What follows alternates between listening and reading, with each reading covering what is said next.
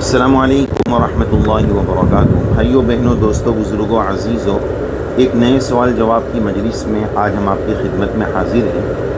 ترکی کے سفر کی وجہ سے سوال و جواب کا یہ سلسلہ تھوڑا تاخیر سے ہو گیا۔ ہماری آج کی یہ مجلس 112 نمبر کی مجلس ہے۔ سوال جواب کی جو ہماری لائیو مجلس کا سلسلہ تھا، سفر کی وجہ سے وہ سلسلہ رکا ہوا تھا۔ بہرحال آج ہمارے لیے بڑی خوش قسمتی کی بات ہے، ہمارا سفر ہمارے عزیز دوست حضرت مفتی امیر معاویہ ایم قاسمی صاحب کے ساتھ۔ اس وقت ہم ترکی کے دورے پر ہیں، مدرسے میں عید الاضحیٰ کی تعطیلات ہیں، تو سوچا کہ ہم یہاں پر حاضر ہوں۔ یہاں بڑی بابرکت چیزیں ہیں، بڑی باعظمت جگہیں ہیں، اور یہاں بہت اہم میوزیم بھی ہے، تو ہم نے سوچا کہ اس کی آپ کو زیارت کرائیں گے۔ بہرحال آج ہم آپ کی خدمت میں سوال و جواب کی مجلس کو دیکھیے ناظرین، ماشاءاللہ کتنا خوبصورت منظر ہے۔ سمندری منظر آپ دیکھیے، محظوظ ہوئیے، لطف اٹھائیے، کتنا خوبصورت منظر ہے یہ۔ اور ادھر جو آپ کو مسجد نظر آ رہی ہے، یہ مسجد سلطان احمد کے نام سے ہے، جس کو آج کے دور میں بلو ماسک، نیلی مسجد کہا جاتا ہے۔ دیکھیے کتنا حسین خوبصورت منظر آپ دیدار کر رہے ہیں۔ اور ادھر دوسری طرف ناظرین، یہ بلو ماسک سلطان احمد مسجد کے بعد دوسری یہاں کی جو مشہور مسجد ہے، یہ مسجد ہے مسجد آیا صوفیہ کے نام سے۔ تو ناظرین، یہ ہم نے آپ کو یہاں ترکی کے ایک نظارے کی زیارت کرائی۔ اب آئیے ناظرین، بلا تاخیر کے ہم سوال و جواب کے سلسلے کو شروع کرتے ہیں۔ مفتی صاحب کی خدمت میں پہلا سوال پیش کرتے ہیں۔ حافظ محمد صاحب نے پوچھا ہے کہ دو لوگوں کو یا چند لوگوں کے ساتھ سلام کیسے کریں؟ دیکھیے، آپ کسی جگہ پر دو تین لوگ بیٹھے ہیں، آپ جائیے السلام علیکم، کافی ہے۔ جب ہم کہتے ہیں نا السلام علیکم، تو کم کا مطلب ہوتا ہے ایک ہو، دو ہو، تین ہو، پانچ ہو، سات ہو، آٹھ ہو، 10 ہو۔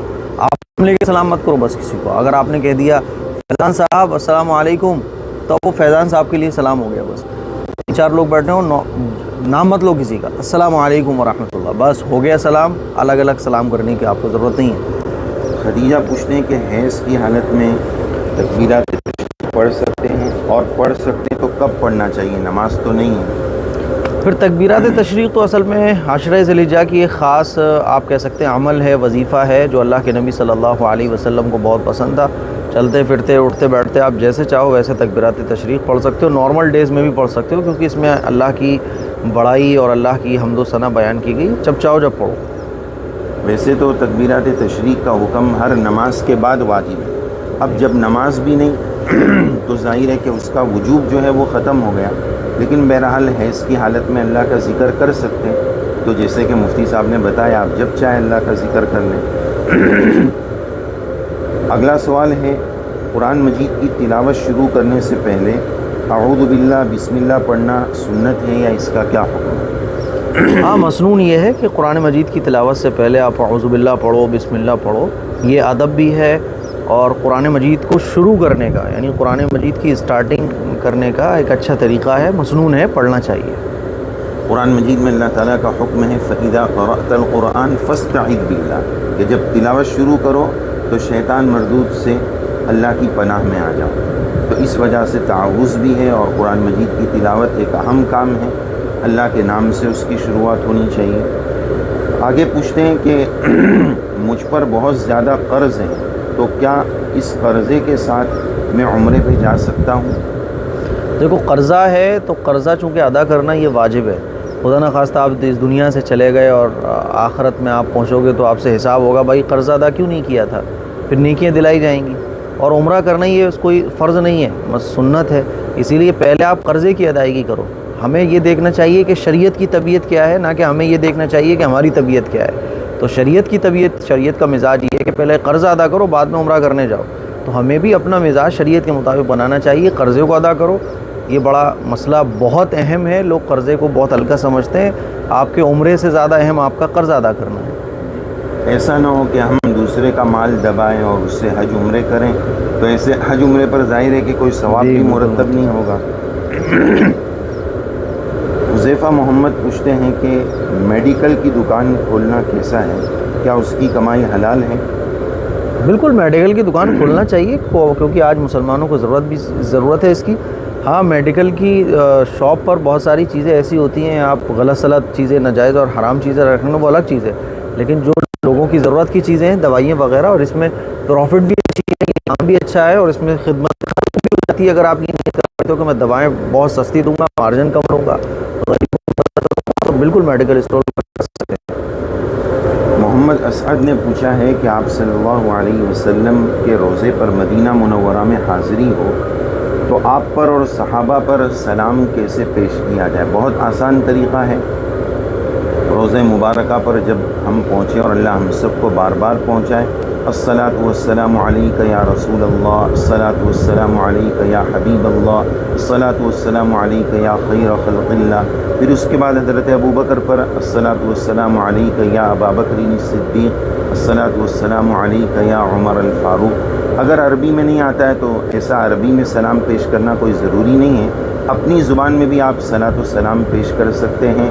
یا رسول اللہ، بہت دور سے آیا ہوں، بہت دیر سے آیا ہوں، آپ کا ایک ادنا غلام اور آپ کا ایک خادم ہوں. یا رسول اللہ، آپ کا ایک امتی ہوں، بہت گنہگار ہوں. اپنی ندامت کا اعتراف کرتے ہوئے یا رسول اللہ اس گنہگار کا سلام قبول فرما لیجئے. حضرت ابوبکر، حضرت عمر، آپ ہمارا سلام قبول فرما لیجئے. اسی طرح آپ نے پوچھا ہے کہ اگر کسی نے سلام کہلوایا ہو تو اس کا وہ کیسے پیش کریں، تو اس میں یہ کہہ دیں کہ یا رسول اللہ، ایک بڑی جماعت اور ہمارے بہت سارے چاہنے والوں نے آپ کی خدمت اقدس میں سلام کا نذرانہ پیش کیا ہے، یا رسول اللہ ان کا سلام بھی قبول فرما لیجئے. اس طرح آپ سلام پیش کر سکتے ہیں. مفتی صاحب، کسی نے سوال یہ کیا ہے اسعد صاحب نے کہ اگر کسی نے مجھے سلام کہلوایا ہو کسی کے واسطے سے تو میں اس سلام کا جواب کیسے دوں؟ اس کا بڑا آسان سا طریقہ یہ ہے کہ جیسے کسی نے آپ کو سلام کہلوایا تو جو لے کے آئے سب سے پہلے تو آپ اس کو جواب دے دو، ہے نا. تو آپ ایسے کہہ سکتے ہو وعلیکم، سب سے پہلے وعلیکم، یعنی اس کو سلام ہو گیا جو سلام لے کے آیا ہے. پھر وعلیہ السلام، وعلیکم وعلیہ السلام. تو ویسے آپ تو ایسے بھی بول سکتے ہو وعلیہ السلام ورحمۃ اللہ وبرکاتہ، السلام ہو جائے گا، وعلیہ السلام ورحمۃ اللہ وبرکاتہ، ٹھیک ہے. لیکن پورا طریقہ یہ ہے، جو اچھا طریقہ ہے کہ جو سلام لے کے آیا ہے پہلے آپ اس کو جواب دو.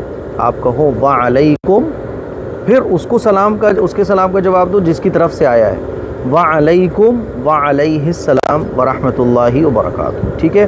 تو کم کی جگہ وعلیہ السلام بس. اور اس کو اور شارٹ کرنا ہو تو یوں بھی کہہ سکتے ہیں علیکہ وعلیہ السلام، اس طرح بھی آپ کہہ سکتے ہیں. اور اگر یہ تکلفات نہیں آتے، آپ نے وعلیکم السلام بول دیا، اللہ تعالیٰ آپ کی نیت جانتے ہیں، آپ کی نیت میں اگر دونوں کا سلام ہوگا تو وہ بات بھی ہو جائے گی. جی صاحب پوچھتے ہیں رضوان نام کا کیا مطلب ہوتا ہے؟ رضوان نام کے تو اللہ کی خوشنودی، اللہ کی رضا، یہ مطلب ہوتا ہے. آپ اس کو ایسے بول سکتے ہو کہ رضوان کا مطلب یہ اللہ کی رضا کو پانے والا، اللہ کو راضی کرنے والا. مفتی صاحب پوچھتے ہیں کہ سفر حج میں جب جائیں تو وہاں جنازے کی نماز ہر نماز کے بعد ہوتی ہے، تو کیا اس کا پڑھنا ضروری ہے؟ نماز جنازہ نہیں پڑھیں گے تو چلے گا؟ دیکھو چلنے کو تو بہت کچھ چل جائے گا مفتی صاحب، لیکن ایسے ہی ہے کہ اگر ہمارا یہ جنازہ تو ہماری چاہت کیا ہوگی؟ ہماری چاہت بھی ہوگی یار کوئی نہ چھوڑے، سب پڑھ لو، جتنے لوگ مغفرت کی دعا کر سکتے ہو کر لو. تو اگر کوئی ایسا کام نہیں ہے کہ جس کے چھوڑنے سے نقصان آپ کا ہو جائے گا تو پڑھنا چاہیے. لیکن مان لیجیے کوئی ارجنٹ کام ہے یا کوئی اور وجہ ہے، وضو وغیرہ کرنے کا مسئلہ ہے، تو چھوڑ بھی سکتے ہیں. جیسے بہت سارے لوگ یہ بھی کرتے ہیں مفتی صاحب کے سلام پھرتے فوراً سنت میں مشغول ہو جاتے ہیں، پھر لمبی سنت اور نماز جنازہ کو وہ چھوڑ دیتے ہیں. بلکہ ہونا یہ چاہیے کہ ہم نماز جنازہ سیکھے بھی. ہمارے یہاں تقریباً 2 سال 1 سال کئی مہینے تک جو ہے ہمیں نماز جنازہ پڑھنے کا موقع نہیں آتا. وہاں تقریباً ہر نماز کے بعد پڑھتے ہیں. تو یہ بھی سیکھ کر کرنے کی چیز ہے، اس کے سیکھنے کا اہتمام ہونا چاہیے. وارث بھائی مفتی صاحب کہتے ہیں میرا رشتہ ہو گیا ہے، میرے لیے دعا فرمائیے کہ نکاح بھی اچھے سے ہو جائے. بالکل انشاءاللہ مفتی صاحب سے نکاح پڑھوا لیجیے گا، انشاءاللہ اچھا رہے گا. آخری سوال ہے مفتی صاحب آج کی مجلس کا کہ سراج عبید پوچھتے ہیں کہ عورتیں عید کی نماز پڑھ سکتی ہیں یا نہیں، اور اگر پڑھ سکتی ہے تو کیا ترتیب ہوگی، کیسے پڑھی جائے گی؟ دیکھیں عورتوں کے پہلا مسئلہ تو یہ سمجھے کہ عورتیں سوچتی ہیں ارے یار ہمارے اوپر ہمیں کیوں نماز پڑھنے کے لیے نہیں کہا جاتا. تو عورتوں کے اوپر عید کی نماز پہلے تو واجب نہیں ہے, واجب ہے.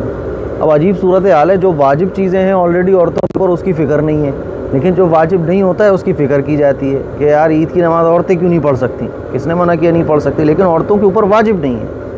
اور مرد حضرات یہ سوچتے ہیں یار عید کی نماز ہمارے اوپر ہی واجب ہے. دقت یہ ہو گئی ہے کہ جو چیزیں ہمارے اوپر واجب ہوتی ہیں وہ ہمیں سمجھ نہیں آتی ہیں, جو واجب نہیں ہوتی ہیں اس کو ہم چاہتے ہیں واجب ہو جائیں. تو عورتوں کے اوپر عید کی نماز واجب نہیں ہے. البتہ عورتیں عید کی نماز پڑھ سکتی ہیں. وہ مساجد جیسے کہ ٹرکی میں بھی اس طرح کی بہت ساری مسجدیں ہیں, سعودی میں بھی ہیں, اور ہمارے انڈیا میں بھی بہت ساری مسجدیں ایسی ہیں کہ جہاں عورتوں کا الگ انتظام ہے, بالکل الگ. تو جہاں عورتوں کا الگ انتظام ہے, نظم و نسق بہت اچھا ہے, فتنہ فساد کا اندیشہ نہیں ہے, وہاں عورتیں جا کے پڑھ سکتی ہیں, لیکن عورتوں کے اوپر واجب نہیں ہے. یعنی کوئی عورت نہ پڑھے تو وہ گنہگار نہیں ہوگی. مردوں کے اوپر واجب ہے. واجب ہونے کا مطلب یہ ہے کہ اگر مرد نہیں پڑھیں گے تو وہ گنہگار ہوں گے, ان کو تو جانا پڑے گا ورنہ ڈنڈے پڑیں گے ان کو. تو فرق اتنا ہے. تو جہاں انتظام ہے وہاں عورتیں بھی جا سکتی ہیں. بہرحال بہتر یہ ہے کہ عورتیں نہ جائیں, وہ گھر پہ بیٹھ کے اپنے گھر کی ذمہ داریوں کو سنبھالیں, وہ ان کے اوپر واجب ہے. ماشاء اللہ, جزاک اللہ مفتی صاحب. بس ایک آخری سوال, یہ کسی اور کا سوال نہیں, یہ خود میرا سوال ہے کہ اس وقت جیسے کہ ہم ترکی کے سفر پر حاضر ہیں, تو اگر کسی کو ترکی کی زیارت کے لیے آنا ہو تو یہاں ایسی کیا چیز ہے جس کی بنیاد پر یہاں آیا جا سکتا ہے, اور آگے ہم ہمارے ویورز کو اور ناظرین کو کس کس قسم کے ویڈیوز یہاں کی زیارت کے بارے میں دینے والے ہیں, ایک اچھا پیغام اس تعلق سے عنایت فرما دیں. مفتی صاحب, اگر ہم لوگوں کا جو ایکسپیرینس اب تک رہا ہے وہ تو یہ رہا ہے کہ اگر آپ استنبول آنا چاہتے ہیں تو 5 دن آپ کو چاہیے. 5 دن آپ کے استنبول میں لگنے والے ہیں, اور اگر آپ مان لیجیے ہماری طرح ایکٹیو ہیں تو 5 دن میں کام ہو جائے گا, اور شاید آپ کو 7-8 دن بھی لگ جائیں, کیونکہ عام طور پر لوگ ایک دن میں ایک ہی جگہ وزٹ کر پاتے ہیں, ان کی پھر ہمت ٹوٹ جاتی ہے.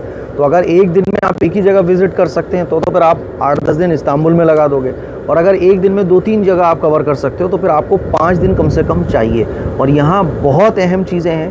سب سے اہم مفتی صاحب وہ میوزیم ہمارا کل والا رہا, جس میں حضور علیہ الصلاۃ والسلام سے متعلق چیزیں اور صحابہ اکرام کے امامے اور حضرت فاطمہ رضی اللہ تعالی عنہ کا قمیص اور ان کا ڈریس, اور وہ پیالے, وہ ٹوکرے جس میں پیغمبروں نے پانی پیا, اور صحابہ اکرام کے داڑھی مبارک کے بال, حضور کے دانت مبارک, وہ برتن جس سے حضور کو غسل دیا گیا, وہ بہت ساری ایسی چیزیں ہیں, قبر مبارک کی مٹی. تو یہ میوزیم اتنا بڑا ہے اور اس میں اتنی چیزیں ہیں, میں سمجھتا ہوں کہ استنبول کا سفر صرف اسی مقصد کے لیے کیا جائے تو وہ کافی اور شافی ہوگا انشاءاللہ اللہ کی طرف سے. تو پورا خرچہ انشاءاللہ اور کیسے استنبول آیا جا سکتا ہے وہ الگ سے کلپ بنائی جائے گی, لیکن کل ملا کے یہ مختصراً میں نے آپ لوگوں کو بتایا, یہ ساری پوری ڈیٹیل ہے یہاں آنے کا کیا ہے, اور یہ ساری چیزیں آپ کو بہت قریب ملیں گی آیا صوفیہ مسجد کے پاس. تو انشاءاللہ ناظرین, ہم آپ کی خدمت میں اس کے ویڈیوز پیش کرتے رہیں گے, زیارت کے مفتی صاحب کے چینل پر بھی اور ہمارے چینل پر بھی وہ زیارت کے ویڈیوز آتے رہیں گے. آپ حضرات ضرور دیکھیے گا. مفتی صاحب بہت بہت شکریہ, ہم سب مفتی صاحب کا شکر ادا کرتے ہیں. اس وقت بہت یہاں کڑی دھوپ میں ہم بیٹھ کر آپ کی خدمت میں یہ پیغام دے رہے ہیں. مفتی صاحب جزاک اللہ. السلام علیکم ورحمۃ اللہ وبرکاتہ.